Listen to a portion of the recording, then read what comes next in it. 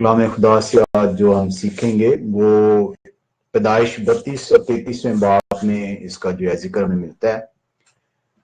याकूब जो है वो कलाम खुदा में सिखाता है कि कुश्ती कर रहा है। उस कुश्ती को हम देखेंगे कि वो कुश्ती क्यों कर रहा है और वो किससे कर रहा है कुश्ती। हम अगर जो है 32वें बाब में चले, पैदाइश के 32वें बाब में, और उसको अगर हम सीखें तो हम इसकी जो सी है वो पहली 2 आयत को जो है वो देखेंगे। पहले हम देखते हैं कि याकूब जो है वो अपने ससुर जो लबान है उसकी खिदमत करने के बाद जो उनका है वो लबान की जब खिदमत कर चुकता है तो वहां से वो जो उनसा है वो चुपके से जो है अपने माल मवेशी और अपने अहल यार को लेकर जो है रवाना होता है और लबान जो है उसका पीछा करता है। और हम देखते हैं कि लबान जो सा है वो तो अपने माल से पीछा करता है याकूब का कि वो समझता है कि उसका माल मवेशी जो सा है वो याकूब ले गया है। और जबकि हम देखते हैं कि जो याकूब है, जो जेकब है, वो 100 से इसलिए भागता है क्योंकि 100 से जो उनसे है वो उसका बर्थ राइट जो है वो छीन लेता है, उसे ले लेता है। गो के 100 खुद उसे बेच डालता है खाने के बदले। और हम इस कलाम खुदा के अंदर देखेंगे कि लबान से इसलिए खौफजदा है कि लबान ये समझता है कि उसका माल मवेशी ले गया है और उसे बगैर बताए चला गया है। और 100 जब खुदावंद उससे याकूब से कहता है कि तुझे जो है वापस जाना होगा, तो अब उसे ये डर है 100 से कि जिससे मैं अपनी जान बचाने के लिए भागा था उससे फिर से मैं मिलने जा रहा हूं। हम देखते हैं, अगर हम देखें यहां पे तो जो है याकूब जो है वो बहुत ही परेशान है, खौफजदा है। हम 32वें बाब की जब अगर हम 6ठी आयत का मुताला करें तो वहां पे हमें यूं जो है कलाम मुकद्दस सिखाता है, बस कासिद याकूब के पास लौट कर आए और कहने लगे कि हम तेरे भाई 100 के पास गए थे, वो 400 आदमियों के साथ लेकर तेरी मुलाकात को आ रहा है। अब यहां भी हम कलाम खुदा के अंदर देख रहे हैं कि 100 जो है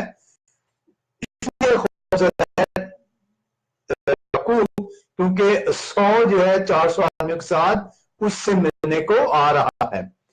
हम जो उनसे यहां पे देखते हैं कि जो याकूब है वो खुदा के हुक्म के मुताबिक, अभी थोड़ी देर जाकर हम देखेंगे कि वो जो है वो वापसी करा ले रहा है, अपने मुल्क वापस जो है वो आ रहा है। हम यहां पे देखते हैं कि जो खुदा है वो से याकूब से वादा करता है कि मैं तेरी जौन सी है वो परवरिश करूंगा, मैं तुझे जमीन के तारों के, आसमान के तारों के माने तेरी औलाद को और जमीन के रेत के किनारों जरों के माने जो है बढ़ाऊंगा। और अब जो से जो याकूब है वो खौफजदा है कि मेरे पास तो अभी इतना ज्यादा जो खुदा ने कहा था वो तो है नहीं है, अभी तो इतनी मेरी औलाद भी नहीं हुई, अभी तो इतनी मेरी जो दौलत भी नहीं हुई, तो ये कैसे हो गया कि खुदा मुझे वापस भेज रहा है और 100 जिससे मैं अपनी जान बचाकर भागा था वो 400 आदमियों के साथ मुझे मुलाकात मेरी करने को आ रहा है। हम यहाँ पे ये भी देखते हैं पैदाइश 32 बाब में, उसकी पहली 2 आयत का मुताला करें तो यहाँ पे हमें ये नजर आता है कि ना सिर्फ याकूब जो है वो अपने मुल्क वापस जा रहा है, बल्कि खुदा की जो फौज है, खुदा का जो फरिश्तों का जो लश्कर है वो उसके साथ साथ चल रहा है। हम 32वें बाब की पहली 2 आयत का मुताला करते हैं और हम देखते हैं और यकूब ने अपनी राह ली और खुदा के फरिश्ते उसे मिले और यकूब ने उनको देखकर कहा कि यह खुदा का लश्कर है और उस जगह का नाम महानीम रखा। अब यहां पे आप देख रहे हैं कि खुदा की जो फौज है वो याकूब की हिफाजत पे खुदा जो वादा करता है वो उसके वादे जो उनसे हैं वो अटल वादे हैं। और खुदा जब उसे कहता है कि तू अब अपने वापस मुल्क में जा और उस मुल्क में मैं तुझे बरकत पे बरकत दूंगा और तेरी औलाद को आसमान के तारों की मानिंद और जमीन में रेत के जरों की मानिंद कर दूंगा। तो खुदा आप देखते हैं पैदाइश 32वें बाब उसकी पहली 2 आयत ये बयान करती हैं और याकूब को ये यकीन है कि खुदा का लश्कर खुदा के फौज की जो है जो फरिश्तों का जो लश्कर है वो उसके साथ साथ चल रहा है। हम ये भी देखते हैं कि ये जो फरिश्ते हैं ये जब उसको ख्वाब आता है जब वो वहां से ये आज से 20 साल पहले वो भागता है असौ के डर से, हम देखते हैं कि उस वक्त भी उसको ख्वाब में जो है फरिश्ते आसमान पर एक सीढ़ी के जरिए से उतरते और चढ़ते दिखाई देते हैं। और ये आप इसको देखते हैं 28वें बाब की 17वीं और 19वीं आयत में। पैदाइश 28वें बाब में अगर आप चलें और उसकी 17 से 19वीं आयत का मुतालिया करें तो वहां पे आपको कलाम खुदा ये बताएगा और उसने डर कर कहा कि ये कैसी भयानक जगह है, सो ये खुदा का घर और आसमान के आस्थाना के सिवा कुछ ना होगा। और यकूब जो उनसे यहां पे आप देख रहे हैं कि खुदा आपको बता रहा है कि वो अपने ख्वाब के अंदर कि आसमान के फरिश्ते जो उनसे हैं एक सीढ़ी के जरिए से उतर रहे हैं, चढ़ रहे हैं। और वो ये कहता है कि ये जगह जौन सी है, ये जो मैंने देखी है, ये जगह जो है कि किसकी मानिद है, ये जगह जौन सी है कलाम खुदा यूं बता रहा है, वो कहता है कि ये खुदा का घर और आसमान के आस्थाना सिवा और कुछ ना होगा। और उस जगह का नाम भी जौन सा है बैत एल जौन सा रखता है, जिसका मतलब है हाउस ऑफ द गॉड, खुदा का घर। ये 20 साल पहले जौन सा है वो एक जगह का नाम जो है बैत एल रखता है, खुदा का घर रखता है। वहां पे वो आसमान के फरिश्तों को देखता है। और आज भी जौन सा है जब लबान जौन सा है उसका पीछा करता है तो खुदा जौन सा है उसे एक वार्निंग देता है कि जौन सा है तुम मेरे बंदे को हाथ ना लगाना, क्योंकि मैं अपने बंदे की जौन सी है वो हिफाजत कर रहा हूं। मेरे फरिश्ते जौन से मेरे हुक्म के मुताबिक मेरे बंदे की हिफाजत कर रहे हैं और तू इसको हाथ ना लगाना। और आप इसको देखते हैं कि जो है खुदा उसे जो है बैतेल में प्रॉमिस करता है। 28वें बाब की जो 15वीं आयत में आए तो वहां पे कलाम खुदा मुझे सिखाता है और देख मैं तेरे साथ हूं।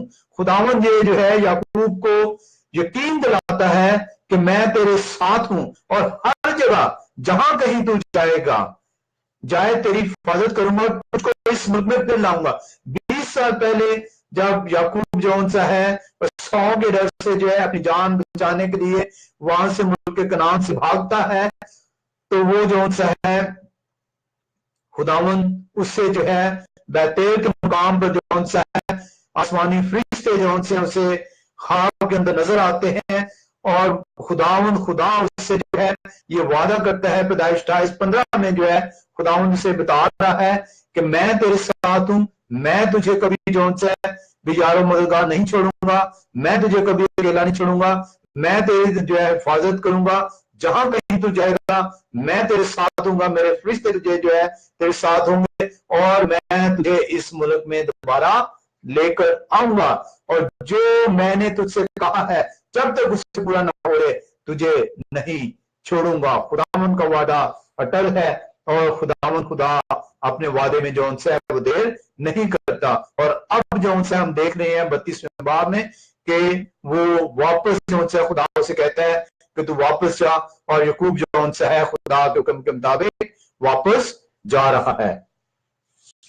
हम जो से इसमें देखते हैं कि जब लबान जो है वो उसका पीछा करता है, तो लबान, क्योंकि खुदा ने, हमने पढ़ा 28वें बाब की 15वीं आयत में कि खुदावन कह रहा है कि मैं तेरे साथ हूं, मैं तुझे बेजार और मददगार नहीं छोड़ूंगा, तेरी हिफाजत करूंगा और तुझे इस मुल्क में वापस लाऊंगा, और जब तक ये सब कुछ पूरा ना हो जाए मैं तुझसे जुदा नहीं होऊंगा। और आप देख रहे हैं कि जब वो लबान से जो उनसे वापस अपने मुल्क की तरफ बढ़ रहा है खुदा के हुक्म के मुताबिक, तो लबान उसका पीछा करता है, और लबान जो है ताकतवर है और वो जो है याकूब को तय कर सकता है, लेकिन खुदा लबान को जो है बड़ी सख्त किस्म की वार्निंग देता है कि ये मेरा बंदा है, तो इसको हाथ नहीं लगाएगा। और ये जो उनसे हम 31वें बाब के अंदर जाके देखते हैं, पैदाइश की आप 31वें बाब में अगर आप आए तो वहां पे जब लबान उसका पीछा करता है तो उसकी आप 31वें बाब की 29वीं आयत में आए तो वहां पे कलाम खुदा में सिखाता है, मुझ में इतना मकदूर है कि तुमको दुख दूं, लेकिन तेरे बाप के खुदा ने कल रात मुझे यूं कहा। लबान जो है याकूब को ये बता रहा है कि मुझ में इतना दम है, मैं इतनी ताकत रखता हूं कि तुझे मैं तय कर दूं, तुझे मैं जो है रुसवा कर दूं, तुझे मैं दुख दूं, लेकिन तेरे बाप के खुदा ने कल रात मुझे यूं कहा कि खबरदार तू याकूब को बुरा या भला कुछ ना कहना। खैर अब तू चला आया क्योंकि तू अपने बाप के घर का बहुत मुश्ताक है। अब यहां पे कलाम खुदा हमें दिखाता है कि खुदा जो वादा करता है वो खुदा जो उनसे है उसे पूरा करता है। हम कलाम खुदा में जो आज सीख रहे हैं वो सीख रहे हैं कि याकूब जो उनसे है खुदा के हुक्म के मुताबिक जो उनसे है वो वापस जो है जा रहा है, और खुदा ने वादा किया था उससे जब वो वहां से निकला था, जो अपने बाउजदाद के घर से निकला था 100 के डर से अपनी जान बचाने की खातिर, तो उससे खुदा ने उससे कहा था कि मैं तेरे साथ हमेशा तक रहूंगा, मैं तेरी हिफाजत करूंगा, मैं तुझे जो है पनाह दूंगा, मेरे फरिश्ते तेरी हिफाजत करेंगे, तुझे मैं इस मुल्क में वापस लाऊंगा, तेरी औलाद को मैं बहुत ही ज्यादा बढ़ाऊंगा, तुझे बरकतों पर बरकतें दूंगा। और आज वो वापस आ रहा है, और हम देखते हैं कि जब वो वापस आता है तो उसका भाई सौ जो है उससे मिलने को आता है। हम देखते हैं कि जब उसे खबर मिलती है कि 100 अपने 400 आदमियों के साथ उससे मिलने को आ रहा है, तो याकूब जो उनसे है वो प्रिपरेशन करता है, वो तैयारी करता है कि किस तरीके से 100 से वो मिलेगा। हम देखते हैं यहां पर 32वें बाब में अगर आप आए और उसकी जो उनसी है वो 3 से 5वीं आयत का मुतालिया करें। 32वें बाब, पैदाइश 32 बाब और उसकी 3 से 5वीं आयत, तो वहां पे कलाम खुदा मुझे सिखाता है, और याकूब ने अपने आगे आगे कासदों को अदूम के मुल्क को जो शीर की सरजमीन में है अपने भाई एसाव के पास भेजा और उनको हुक्म दिया कि तुम मेरे खुदावंद एसाव से ये कहना कि आपका बंदा याकूब कहता है कि मैं लाबान जहां मुकीम था और अब तक वही रहा, और मेरे पास गाय बैल गधे और भेड़ बकरियां और नौकर चाकर और लौंडियां हैं, और मैं अपने खुदावंद के पास इसलिए खबर भेजता हूं कि मुझ पर आपके करम की नजर हो। याकूब जो उनसे है अपने कासिद जो है रवाना करता है, और वो ये बता रहा है कि जो उनसे है मैं जो आ रहा हूं, मैं आपसे किसी किस्म की लड़ाई करने नहीं आ रहा, मैं आपकी किसी दौलत के लिए नहीं आ रहा, मैं जो उनसे हूं पीसफुली जो है आपके साथ जो उनसे दोबारा से जो है वो मेल मिलाप करना चाहता हूं। मैं जो उनसे अपने पुरानी जो उनसी है वो जो रंजिशें थी उन्हें भुला के जो उनसे आज मैं आपके पास आ रहा हूं, मैं जो उनसे हूं आपकी दौलत का मुश्ताक नहीं हूं, मुझे उसका लालच नहीं है। खुदा ने मुझे इतनी बरकत दी है कि मेरे पास गाय बैल भेड़ बकरी सब कुछ मौजूद है, और मैं जो उनसा हूं वो अपने भरोसे पे, खुदा के भरोसे पे जो उनसे इधर आ रहा हूं। वो यहां तक उसे कहता है कि मैं ना सिर्फ जो उनसे है मेरे पास दौलत है, ना सिर्फ मैं रंजिशें बुला रहा हूं, बल्कि मैं एक हलीम इंसान हूं। मैं जो है ना आपसे जंग करना चाहता हूं, ना मैं आपसे जो है कोई लड़ाई झगड़े की जो है नीयत से आ रहा हूं, बल्कि आप मेरे बड़े हैं और आप जो है वो मेरे खुदावंद हैं। वो अपने आप को हम्बल करता है और वो ये कहता है कि मैं आपसे तवक्को रखता हूं कि आप जो है मेरी इन तमाम गुजारिशात को कबूल करेंगे और हम फिर से जो है वो अच्छे भाइयों की तरह वो रह सकेंगे।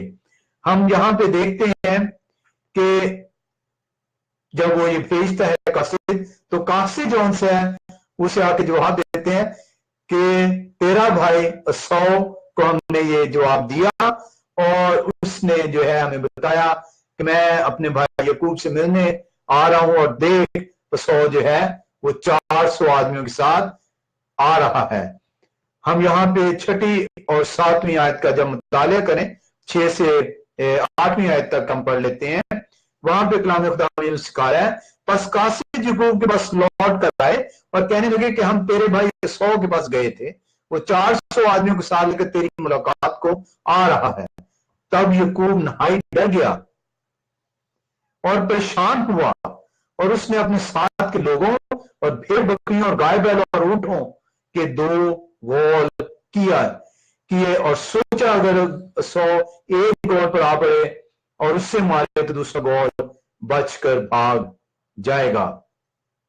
अब यहां पे हम देखते हैं कि कासिद वो भेजता है, कासिद वापस आए हैं और कासिदों ने वापस आकर उसे बताया है कि 100-400 आदमियों के साथ तुझे मिलने के लिए आ रहा है। इसको सुनकर कि 400 आदमियों के साथ क्यों आ रहा है, वो नहायत खौफजदा हो जाता है और वो तैयारी कर रहा है कि किस तरीके से अगर 100 मुझसे लड़ने को आ रहा है तो मैं किस तरीके से जो है अपने मवाल मवेशी, अपने अहलो यार को बचा सकूंगा। वो इस तमाम अपने मालो मुताका बमा अहलो यार से गोल करता है और कहता है कि अगर एक गोल पर वो झपकेगा तो दूसरा गोल जो उनसे वो बच जाएगा। हम यहां पे देखते हैं कि ना सिर्फ वो ये जो है वो स्कीम बता रहा है यकूब, बल्कि जो उनसे वो खुदा को फरियाद करता है।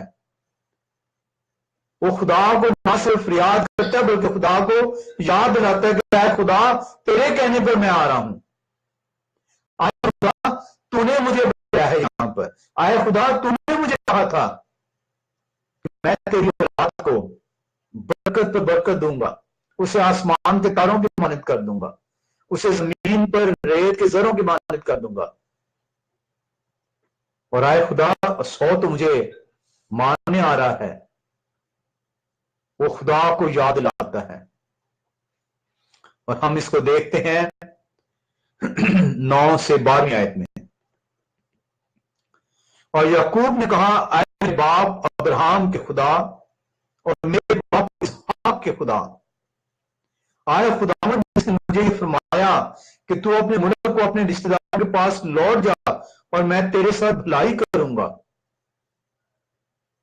वो खुदा को याद दिला रहा है, क्या खुदा ना सिर्फ तूने मुझसे ये कहा, तूने मेरे बाप दादा से भी ये कहा, तूने तो कहा कि तू लौट जा अपने रिश्तेदारों के पास, मैं तेरी हिफाजत कर रहा हूं, मैं तुझे बरकत दूंगा, मैं भलाई करूंगा,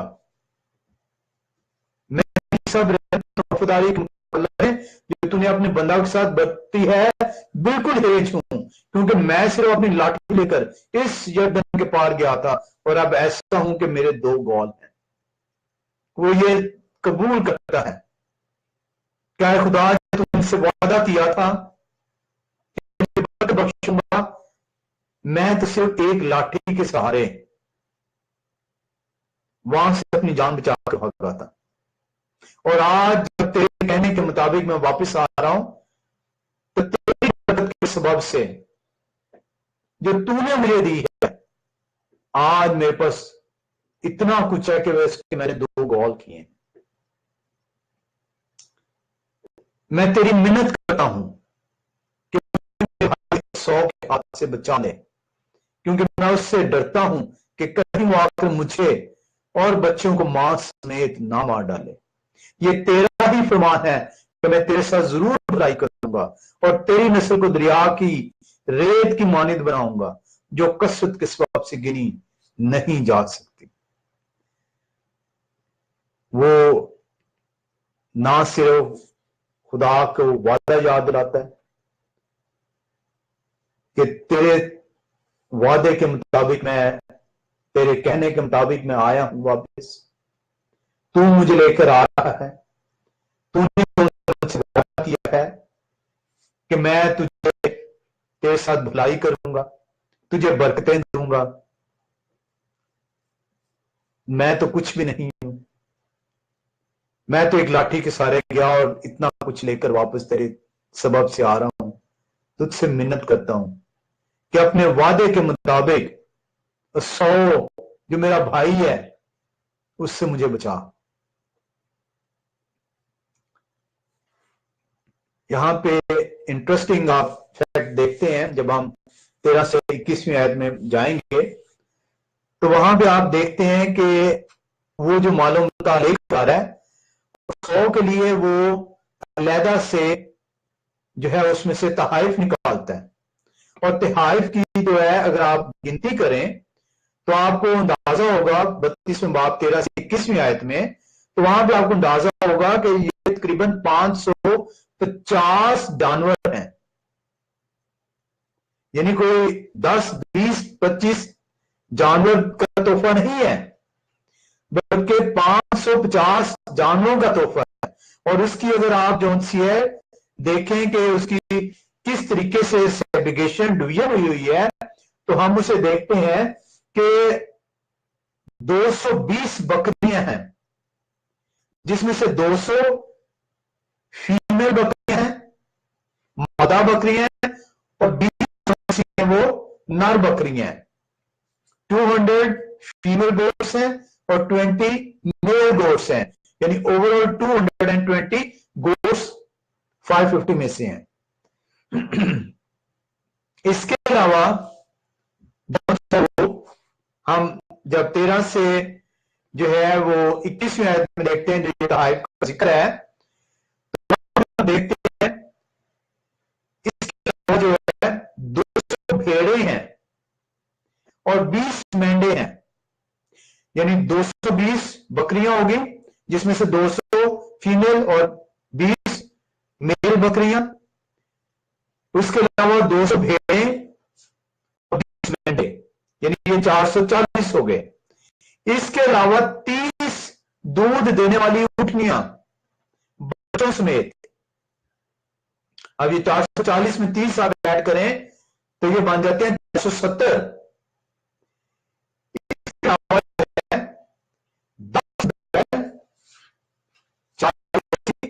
20 गधियां 500 और 10 गधे 510, 40 गायें, हाँ जी, और 40 गायें। तो ये 550 टोटल जो सी है।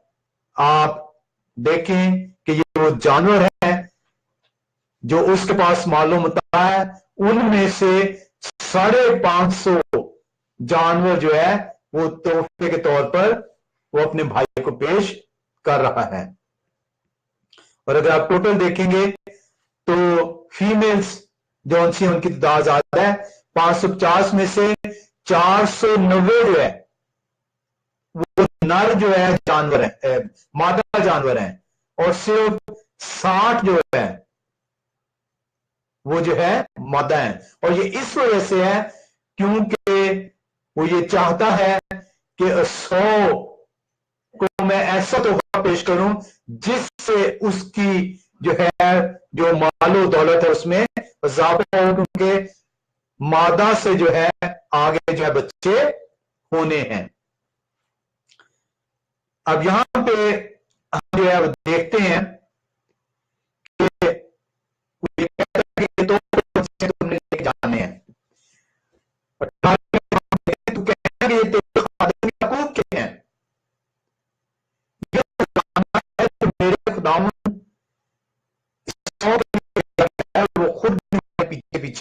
आ रहा है उसको बताना कि ये तेरे लिए भेजा है, ये 500 जानवर ये तेरे जो है भाई याकूब ने भेजा है, और वो खुद पीछे पीछे आ रहा है। अब यहां पे एक बड़ी इंटरेस्टिंग चीज है कि हमने पढ़ा कि याकूब जो है ये जो तार भेज रहा है, ये जो है उसने इसके हिस्से कर दिए हैं। इस हिस्से इसलिए उसने किए हैं, ये एक इंसानी जो है जिबिलत है, इंसानी जो सी है, एक इंस्टिंक्ट है कि जब कोई शख्स आप डर रहे होते हैं किसी से, तो आप उसके सामने कोई तोहफा रखते हैं, तो हो सकता है पहला तोहफा वो खोले तो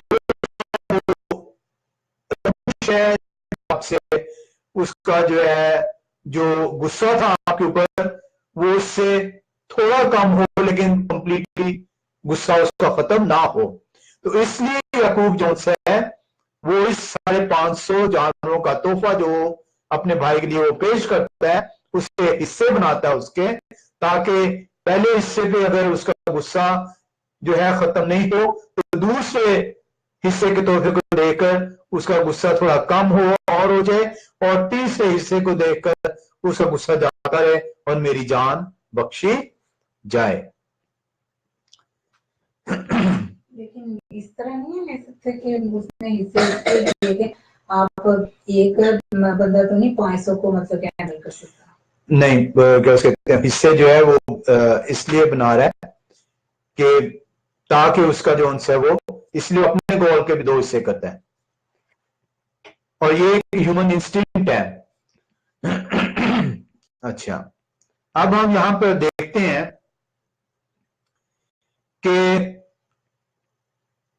वो अपने गोल को भी 2 हिस्से में तकसीम किया, आपने पढ़ा इसको, और वो जो है अगर याकूब 100 इसके बावजूद उसका गुस्सा ठंडा नहीं है, इसके बावजूद उसके अंदर इंतकाम की आग मौजूद है और वो हमला करता है, तो एक गोल पर जब वो हमला करेगा दूसरा गोल जो उनसे है वो भाग जाएगा और वो अपनी जान बचा सकेगा। अब यहां पर हम जो है वो जो पहुंच रहे हैं, वो पहुंच रहे हैं कि कासिद के हाथ तहाए भेज दिए गए हैं, और हम अगर इसको पढ़ें तो हमने देखा कि वो कासिद का बताता है कि ये याकूब तेरा खादिम भी पीछे पीछे तुझसे मिलने को आ रहा है।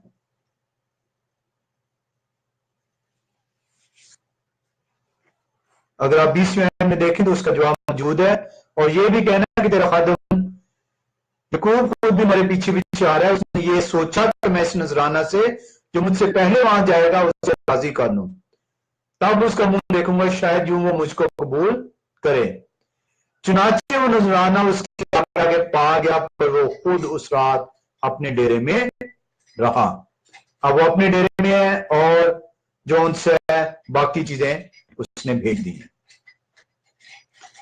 अब हम यहां पर जो सीखेंगे कि याकूब की एक कुश्ती होती है, एक वो रेसल करता है, और वो रेसल किससे करता है, और उस रेसल के नतीजे में जो है याकूब की जो जिंदगी है वो कैसे तब्दील होती है।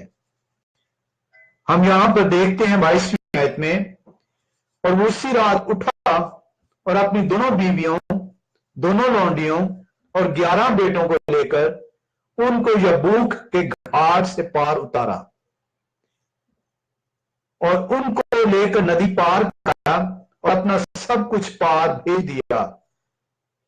और 24वीं आयत आपको बताती है कि उसने अब अपने अहलो याल को जो है अपना जो मालो मता है उसको जो है वो पार भेज दिया है, नदी पार करा दी है, और याकूब जो है वो खुद अब अकेला रह गया है।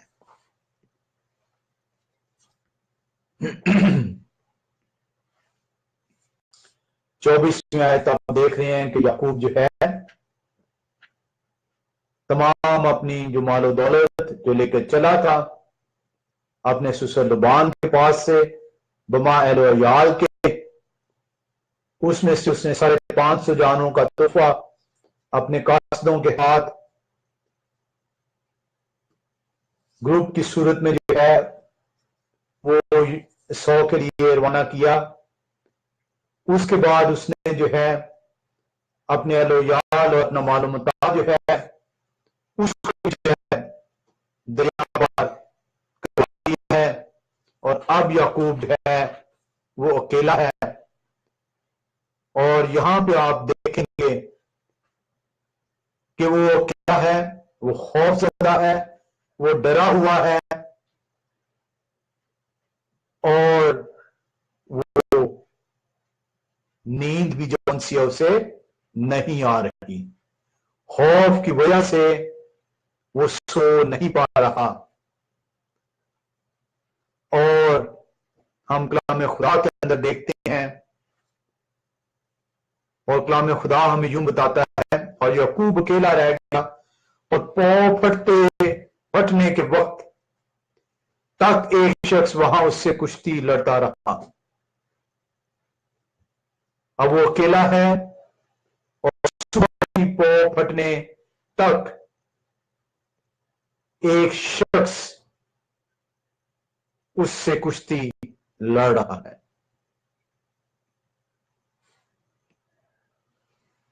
अब हम इसको जांचने के लिए कि वो जो शख्स है उसने तो अपने कासिद भेज दिए, अपने जानवर भेज दिए, जो उसके साथ आए तो सब लोग चले गए, उसके एलोयाल जो सा उसने दरिया पार कर दी हैं। अब ये कौन शख्स है जब याकूब अकेला रह गया तो उससे कुश्ती लड़ रहा है, और कुश्ती लड़ रहा है पांव फटते वक्त तक। और इस अनजान शख्स को हम सीखेंगे कलाम खुदा से, और ये देखेंगे कि ये अनजान शख्स जो है कलाम खुदा में क्या सिखाता है, और इसका क्या सिग्निफिकेंस है कि वो शख्स जो है वो उससे कुश्ती क्यों लड़ता है, और उस कुश्ती का नतीजा क्या निकलता है।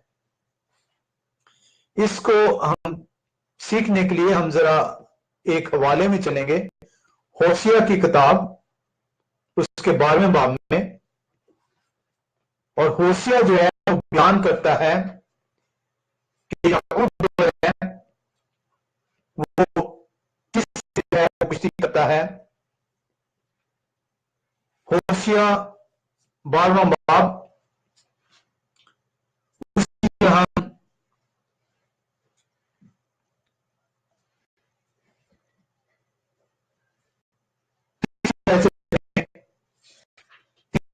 चौथी आयत तो कलाम खुदा में यूं सिखाता है, उसने रहम में अपने भाई की एड़ी पकड़ी।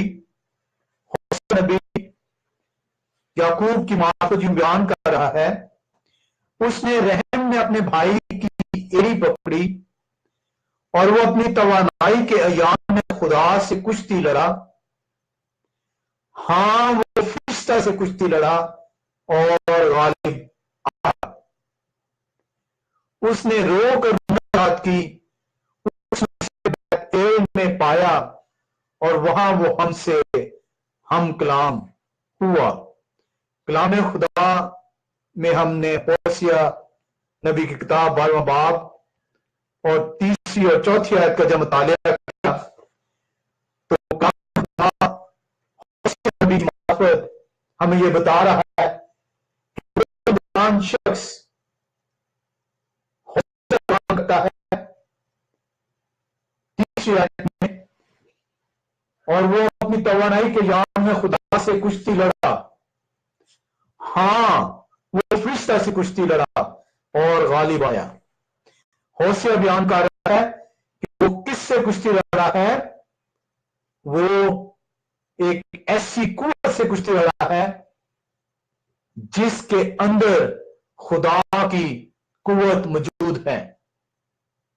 और उससे बयान करता है चौथी आयत में कि वो कौन सी कुव्वत है। हाँ, वो फरिश्ता से कुश्ती लड़ा। अब यहां पे अगर आप देखें तो इसको जब वो कहता है कि वो खुदा से कुश्ती लड़ा, हाँ वो फरिश्ता से कुश्ती लड़ा। पैदाइश 32वें बाब की 24वीं आयत बता रही है कि वो एक शख्स से कुश्ती लड़ा। और होसिया नबी 12वां बाब 3 से 4 आयत बता रही है कि हाँ वो अपनी जवानी के याम में जब उसमें ताकत थी तो वो खुदा से कुश्ती लड़ा। और हाँ वो फरिश्ता से कुश्ती लड़ा। एक क्वेश्चन जो हमें हमारे ज़हनों में आता है कि खुदा को क्या जरूरत है कि वो इंसान से कुश्ती लड़े? क्या इंसान जो है खुदा से लड़ सकता है? क्या खुदा जो है वो नहीं है? क्या वो रहीम नहीं है? क्या वो करीम नहीं है? खुदा बिल्कुल रहीम भी है और करीम भी है, लेकिन इसके साथ साथ खुदा गजब भी करता है। खुदा उस शख्स को जब वो उसके हुक्मों को पामाल करता है, उसके हुक्मों को मानने से इनकार करता है, तो उसके साथ गजबनाक तरीके से पेश भी आता है। हम कलाम खुदा के अंदर से सीख रहे हैं कि वो कौन सा शख्स है जो याकूब से कुश्ती कर रहा है। जब याकूब अकेला है और पांव फटते वक्त तक जो है याकूब से कुश्ती करता है। बहुत सारी जो इसके अंदर जो थेरीज हैं वो ये कहती हैं कि हो सकता है कि याकूब जो है वो खौफ से जो है कुश्ती कर रहा है, वो ख्यालों में सिर्फ कुश्ती हो रही है। ये वो कहते हैं कि हो सकता है ये कोई भूत हो। वो ये भी कहते हैं कि हो सकता है ये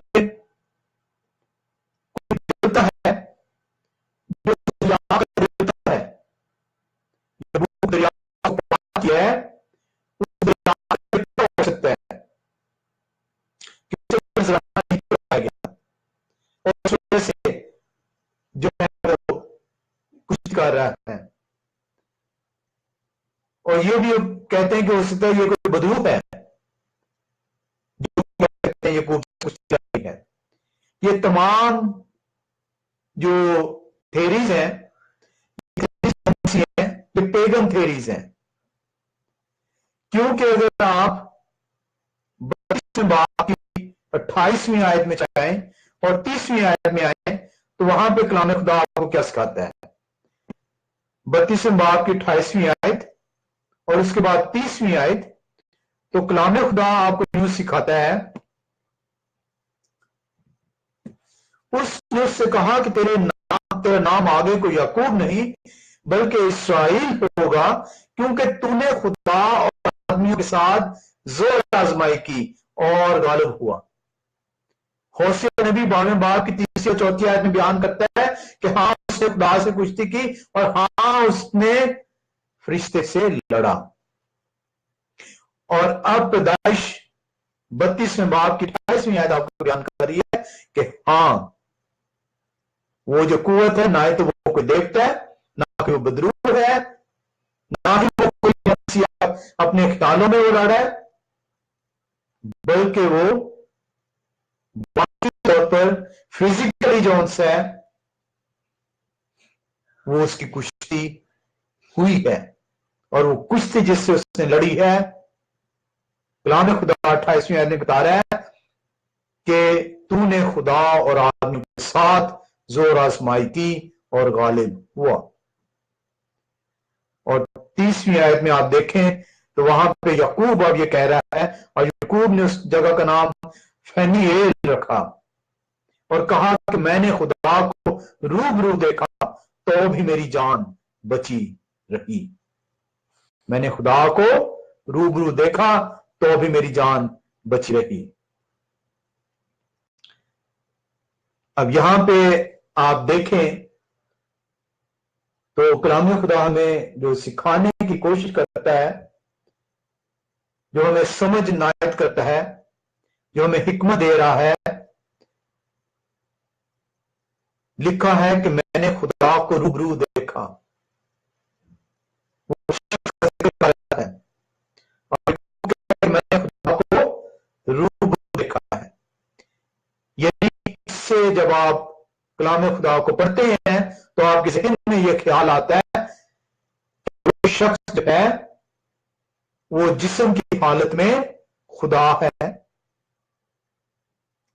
और इसलिए लिखा है कि हां तूने खुदा और आदमियों से जोर आजमाई की।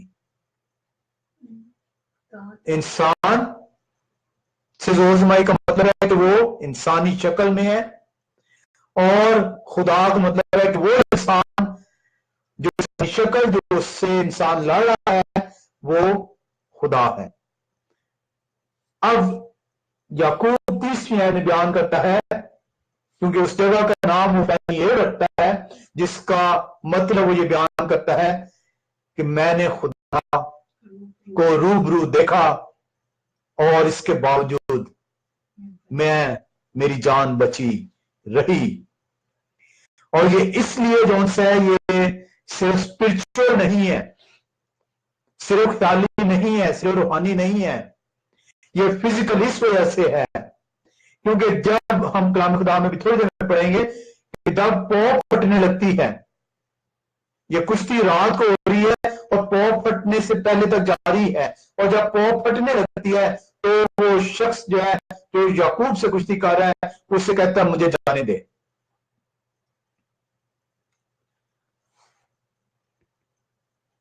और वो याकूब की रान है, वो उसकी नस को छूता है और उसकी हिप जो है वो डिसलोकेट कर देता है। लेकिन इसके बावजूद याकूब उसकी हिप डिसलोकेट हो गई है और याकूब को अंदाजा हो चुका है कि ये कोई आम शख्स नहीं बल्कि ये खुदा की कुव्वत रखता है, इंसानी शक्ल में तो मौजूद है लेकिन ये खुदा की कुव्वत रखता है, और इसलिए वो कह रहा है कि मैंने खुदा को देखा।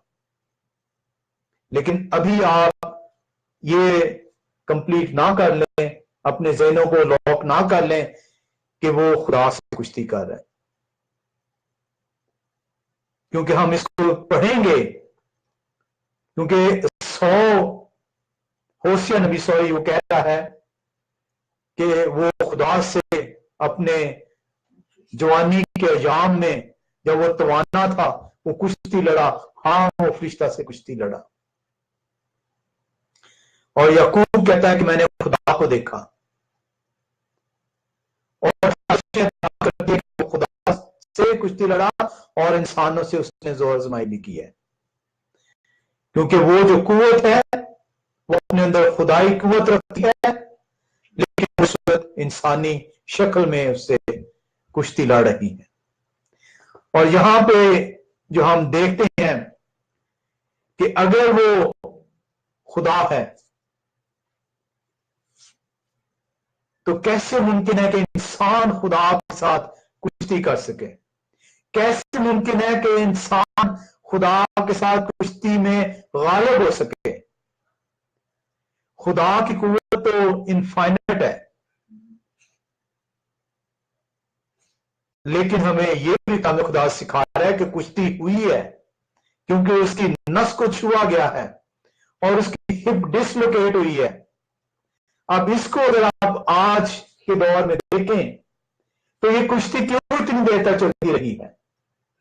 तो अगर आप देखें तो मैं अपनी भी एग्जांपल पेश करूंगा और आप सबको जो है इसका इल्म होगा कि आपका जब छोटा बच्चा जो है अगर वो आपका रेस लगाना चाहता है, आप बावजूद के वो भी छोटा है, उसकी टांगों में इतनी सख्त नहीं है कि वो आपको बीट कर सके, आप उसके साथ दौड़ते हैं और आप आप उसके साथ दौड़ते हैं और आप उसे तकवीयत दे रहे हैं कि वो आपके साथ दौड़े और आपके साथ मुकाबला करे और आप उससे अपने से आगे बढ़ने की इजाजत देते हैं। ये वो मोहब्बत है जिसकी वजह से एक बाप अपने बच्चे को जो है वो तकवीयत देता है और उस तकवीयत के बाइस वो इजाजत देता है अपने बच्चे को कि वो उसे हरा सके। और यही कुछ वो शख्स जो इंसानी शक्ल में मौजूद है लेकिन खुदाई को वो रखता है, वो याकूब को जो है तकवीयत दे रहा है। उस मोहब्बत की वजह से तकवीयत उसे मिल रही है कि वो उसके साथ मुकाबला करे। और जब वो उससे कहता है कि मुझे जाने दे और याकूब जो उनसे है उसे नहीं जाने देता, तो वो उसकी नस को छूता है। वो एक लम्हे में याकूब को मलियामेट कर सकता था, लेकिन वो उसने नहीं किया। वो ये चाहता था कि याकूब जो है उसका जो खौफ है अपने भाई के लिए, उसका जो दुनियावी खौफ है वो जाता रहे, उससे अपने बाजुओं पर इतना भरोसा हो, मैं इतनी कुव्वत रखता हूं, खुदावन मुझे कुव्वत बख्शता है कि मैं दुनिया का मुकाबला कर सकता हूं, मैं 100 का मुकाबला कर सकता हूं, मैं तमाम लोगों का मुकाबला कर सकता हूं। और जो खुदा ने वादा किया है कि मैं तेरी हिफाजत करूंगा, वो मुझे तकवीयत देगा, वो मेरी हिफाजत करेगा और वो मेरे साथ भलाई करेगा। हम यहां पे आगे बढ़ते हुए देखते हैं 25वीं आयत में, और वहां पे कलाम खुदा यूं सिखाता है, जब उसने देखा कि उस पर गालिब नहीं होता तो छुआ याकूब की रान की नस उसके साथ कुश्ती करने में चढ़ गई और उसने कहा मुझे जाने दे क्योंकि पांव फट चली। याकूब ने कहा कि जब तक तू मुझे बरकत ना दे मैं तुझे जाने नहीं दूंगा। याकूब को अंदाजा हो गया है, याकूब को इल्म है अब कि ये शख्स जो है जो मेरे साथ कुश्ती करता है सारी रात, ये आम शख्स नहीं है, इसने मुझे छुआ है तो मेरे जिस्म का एक हिस्सा इसने बेकार कर दिया है। ये खुदाई कुव्वत रखने वाला शख्स है और वो उससे कहता है कि मुझे जब तक तू बरकत नहीं देगा, जब तक तू मुझे जो है जो तूने वादा किया है मैं तुझसे भलाई करूंगा, जब तक वो खौफ ज़दा था, वो खौफ में मुबतला था, वो सब कुछ भेज देता है दरिया पार, खुद अकेला है, वो खौफ की वजह से अकेला है, उसका खौफ उसे जो है आगे जाने की इजाजत नहीं दे पा रहा। और अब वो मांग रहा है कि मुझे उस वक्त मैं तुझे नहीं छोड़ूंगा, मैं तुझसे अलहदा नहीं होऊंगा जब तक तू मुझे बरकत नहीं देगा। और आप देखते हैं कि 27वीं और 28वीं आयत में, तब उसने उससे पूछा तेरा नाम क्या है? उसने जवाब दिया याकूब। उसने कहा कि तेरा नाम आगे को याकूब नहीं बल्कि इसराइल होगा, क्योंकि तूने खुदा और आदमियों के साथ जोर समाई की और गालिब हुआ। तब याकूब ने से कहा मैं तेरी मिन्नत करता हूं तू मुझे अपना नाम बता दे। उसने कहा तू मेरा नाम क्यों पूछता है? और उसने उसे वहां बरकत दी। कलाम खुदा में हम देखते हैं कि याकूब जो है अपने जो खौफ में मुब्तला था, खुदा उसे तकवीत देता है क्यों खुदा का वादा था कि मैं तुझसे दस्तबरदार नहीं हूंगा, मैं तुझे इस मुल्क में वापस लेकर आऊंगा, मैं तेरी हिफाजत करूंगा, मैं तेरे साथ भलाई करूंगा, मैं उस वक्त तक तुझसे दस्तबरदार नहीं होऊंगा जब तक जो कुछ मैंने कहा है उसे पूरा नहीं कर लेता। और अब वो याकूब को जो है, उसके खौफ को जो है वो झिड़कता है, खुदा दूर कर देता है और याकूब को बरकत देता है और उसका नाम याकूब से इसराइल बन जाता है। अगर आप इसराइल को जो है वो देखें तो इसराइल का जो एंड के जो दो अल्फाबेट्स हैं, ई एल, ये खुदा को रिप्रेजेंट करते हैं। ऐसे ही उसे अपनी चुनी हुई कौम नहीं उसने कहा, उसने अपना नाम उसे बख्श दिया, इस कौम को उसने अपना नाम बख्श दिया। और आप और आज मैं मुबारक हैं क्योंकि हम उसके नाम से जाने जाते हैं, क्योंकि हम उस जड़ में पहुंचता होते हैं जब हम उस पर ईमान लेकर आते हैं। और ये नाम जब जब कलाम खुदा के अंदर तब्दील हुए, इंसान की शख्सियत तब्दील हो गई। अब्राहम का नाम तब्दील अब्राहम किया तो वो फादर ऑफ द नेशंस कहलाया। सिराय का नाम से तब्दील कर दिया, वो कौमों की मां जो है ठहरी। शमाउन का नाम पतरस रखा गया और उस पतरस के ऊपर कलीसिया की तामीर की गई। और मेरे और आपसे भी उसने वादा किया है।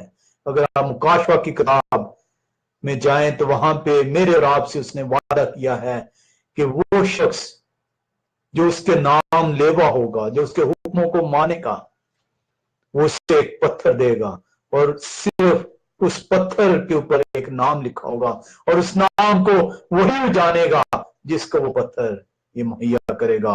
मुकाशवा 2 बाब 17 आयत का अगर हम मुतालिया करें, मुकाशवा की किताब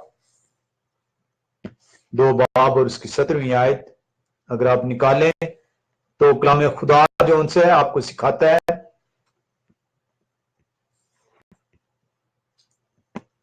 मुकाशवा 2:17, जिसके कान हो वो सुने कि रूह कलीसियों से क्या फरमाता है।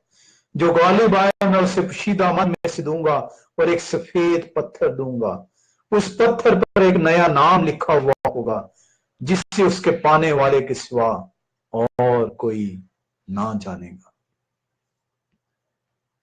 हमारी जिंदगियां तब्दील हो जाएंगी अगर खुदा के हम उसके कवानीन को, उसकी शरीयत को अगर हम अपने दिलों में रखकर उस पर अमल करेंगे।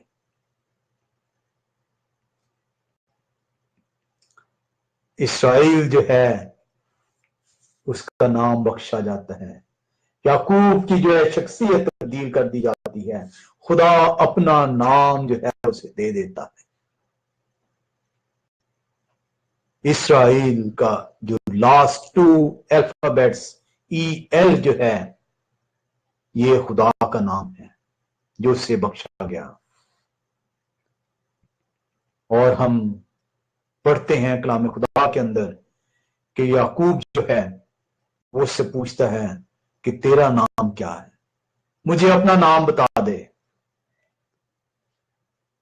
और वो शख्स जो है जो खुदाई कुव्वत रखता है, जो इंसानी शक्ल में जो है मौजूद है, वो उससे कहता है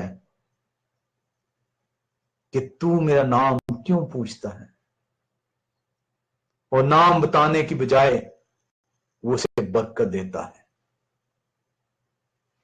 अगर आप ये देखें कि उसने नाम क्यों नहीं बताया, तो ऐसा ही एक वाकया मनोहा जो समसून का जो है जो बाप था, उससे भी फरिश्ता मिलता है और वो मनोहा जो है वो पूछता है कि तेरा नाम क्या है, और उससे कहता है कि तुझे इससे क्या गर्ज, तू मेरा नाम क्यों पूछता है। और उससे बरकत देता है, समसून पैदा होता है। ये आप गुज़ा 13वें बाब में चलें, अगर आप उसकी 17वीं और 18वीं आयत, गुज़ा 13 बाब और उसकी 17वीं और 18वीं आयत, तो कलाम खुदा यूं सिखाता है आपको। फिर मनोहा ने खुदावंद के फरिश्ते से कहा, तेरा नाम क्या है, ताकि जब तेरी बातें पूरी हों तो हम तेरा इकराम कर सकें। खुदावंद के फरिश्ते ने उससे कहा, तू क्यों मेरा नाम पूछता है, क्योंकि वो तो अजीब है।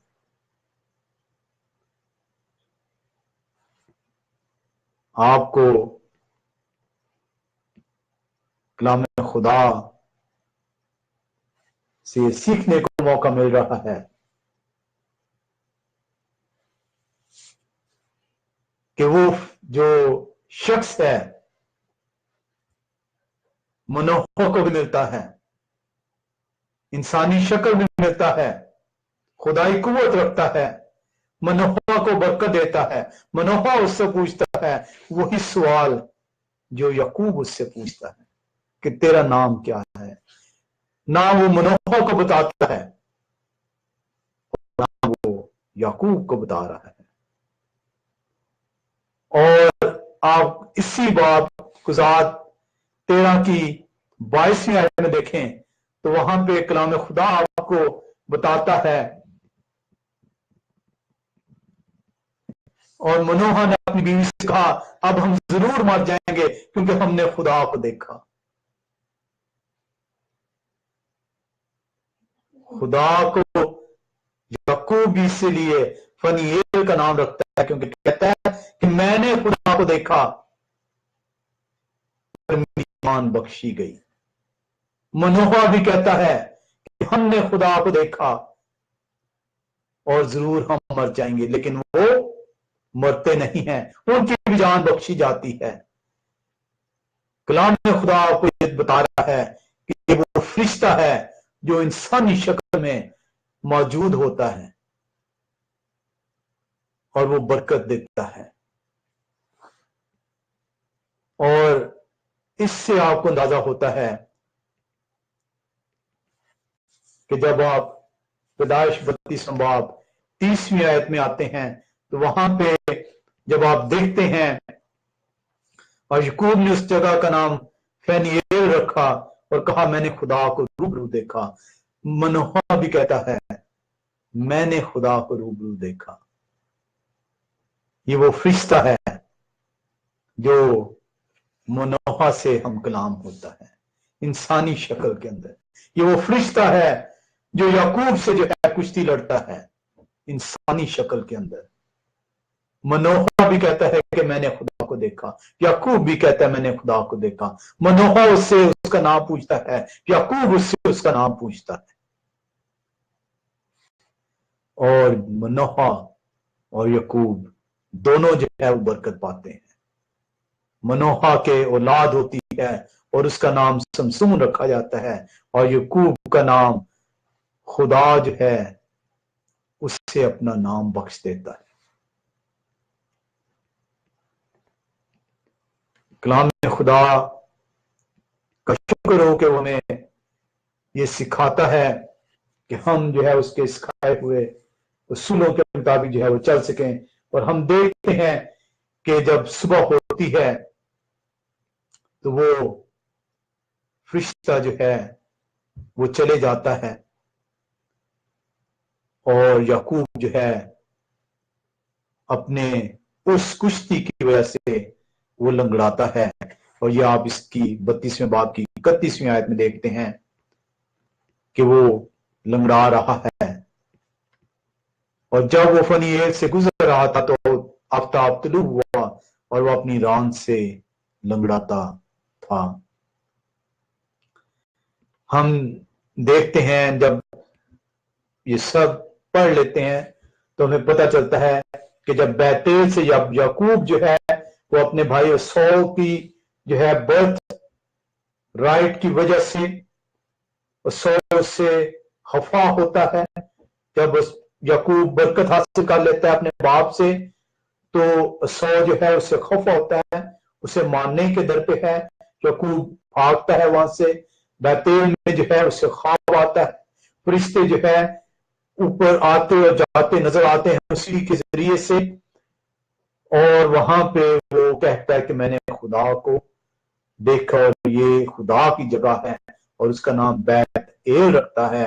एल मीन्स खुदा का घर, बैत मीन्स घर, एल मीन्स खुदा, यानी खुदा का घर। इस्राएल मीन्स खुदा के लोग। और जो उनसे है, आप देखते हैं कि आज वो 20 साल पहले जो एक शख्स जो याकूब था वहां से बैतेल से जो है वो आता है, अब वही शख्स जो है वो वापस जा रहा है, लेकिन आज वो शख्स जो है वो इस्राएल जो है वो बन चुका है। और जब आप 33वें बाब में आते हैं तो वहां पे आप देखते हैं कि याकूब अपने भाई यूसुफ से मिलता है, वो उससे नजराना पेश करता है। याकूब जो है वो नजराने देता है, सौ कहता है मेरे पास जो है मेरे रब के वजह से, उसकी बरकतों की वजह से बहुत कुछ मौजूद है। इसके बावजूद जो है याकूब इंसिस्ट करता है, वो अपनी बात पर कायम रहता है, और बिल आखिर आप देखते हैं 33वें बाब में कि 100 से कबूल कर लेता है। हम इस रेसलिंग से जो है, इस कुश्ती से जो है, कलाम खुदा हमें क्या सिखाना चाहता है? याकूब के साथ कुश्ती की वजह क्या थी? कुश्ती की वजह जो है याकूब का खौफ था, उसका खौफ था, उसका डर था, उसका इत्काद का कमजोर होना था। खुदा ने उससे वादा किया था कि मैं तेरे साथ भलाई करूंगा, मैं तेरी हिफाजत करूंगा, मैं तुझसे दस्तबरदार नहीं होऊंगा, मैं तुझे बरकत दूंगा, मैं तुझे इस मुल्क में वापस लाऊंगा, मैं तेरी औलाद को समुंदर की रेत के जरों की मानित कर दूंगा, आसमान के तारों की मानित कर दूंगा। और अब वो जब ये सुनता है कि 100-400 आदमी एक साथ आ रहे, तो वो खौफजदा है। खुदा जो है वो अपना फरिश्ता भेजता है इंसानी शक्ल में, उससे वो कुश्ती करता है, और वो कुश्ती इसलिए हो रही है ताकि उसके खौफ को दूर किया जा सके, ताकि उसके अंदर इतना इत्मीनान आ सके कि खुदा से जब मैं कुश्ती कर सकता हूं, तो वो खुदा की बरकत की वजह से वो मुझे तकवीत देता है ताकि मैं इससे कुश्ती कर सकूं। तो जब खुदा मुझे बरकतों पर बरकतें दे रहा है, तो इंसान मेरे आगे क्या होगा? वो अपना वादा जरूर पूरा करेगा। आज हमें भी खुदा से कुश्ती करने की जरूरत है। अक्सर औकात जो है हम भी ख्वाब वगैरह देखते हैं, हमारी भी सोचें होती हैं, हम भी परेशानी में मुब्तला होते हैं, और हमारी जो है ईमान में कमजोरी की वजह से हम कुश्ती लड़ रहे होते हैं। खुदा का वादा है कि फक्त अपनी फिक्रें मुझ पर छोड़ दे तो मैं तेरे साथ भलाई करूंगा। फक्त इत्काद रख, अगर तेरे अंदर राई के दाने के बराबर भी ईमान हो, तो उस पहाड़ से कह के जा गिरेगा समंदर में, तो वो जा गिरेगा। हम कुश्ती लड़ रहे होते हैं, हम उसी हालत में होते हैं जो याकूब की हालत थी। हम भी जो उनसे उसी ईमान की कमजोरी के बायस होते हैं। क्या है खुदा पता नहीं तू ये करेगा कि नहीं करेगा, आए खुदा पता नहीं ये होना है कि नहीं होना। खुदा ने तो आपसे वादा किया, खुदा ने याकूब से वादा किया, उसने पूरा किया। खुदा ने आपसे भी वादा किया है और वो अपने वादा करने में अटल है। लेकिन हमें जो है याकूब की तरह जो है कुश्ती लड़नी है। हमें उससे जाने नहीं देना। जिस तरह याकूब की नस जो है जब वो छूता है और उसकी हिप डिसलोकेट कर देता है, याकूब उससे चिमट जाता है। वो कहता है मुझे जाने दे, लेकिन याकूब बरकत के बगैर उसे जाने नहीं देता। आज हमें भी जरूरत है कि जब हम उससे कुश्ती लड़े हों तो ना सिर्फ नामौफिक हालात जब हमारे सामने आ रही हों, जब हमारे सामने बहुत सारी ऐसी चीजें आ रही हों जो हमारे ईमान की कमजोरी का बायस बन रही हों, हमें उससे कुश्ती करते रहना है, उसे छोड़ना नहीं है। और हमारी कुश्ती क्या है? हमारी कुश्ती उससे दुआएं हैं, उससे इल्तिजाएं हैं, उससे मुनाजाते हैं।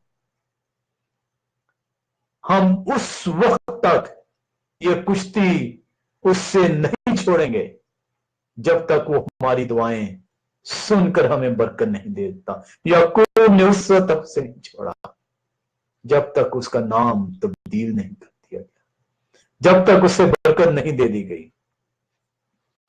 आज बहुत जरूरी है कि आप और मैं भी जो है जब अपने ईमान की कुश्ती लड़ रहे हों, ईमान किस पर है? खुदा पर।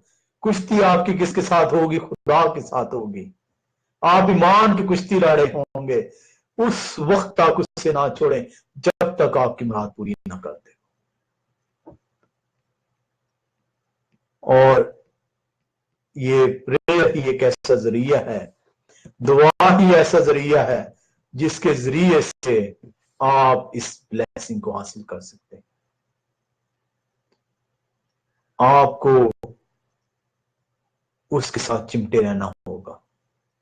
आपको अपनी दुआएं मुनाजातें जब आपके ईमान की कुश्ती लड़ी जा रही हो उसके आगे मुसलसल पेश करनी होगी, उसके साथ पूरी कुव्वत से लड़ना होगा। क्या है खुदा, मेरी सुन, मेरी मुनाजातों को कबूल कर, मुझे बरकत दे तो मैं तुझे छोड़ूंगा। तो वो आपको बरकत देगा। हम दुआ करते हैं।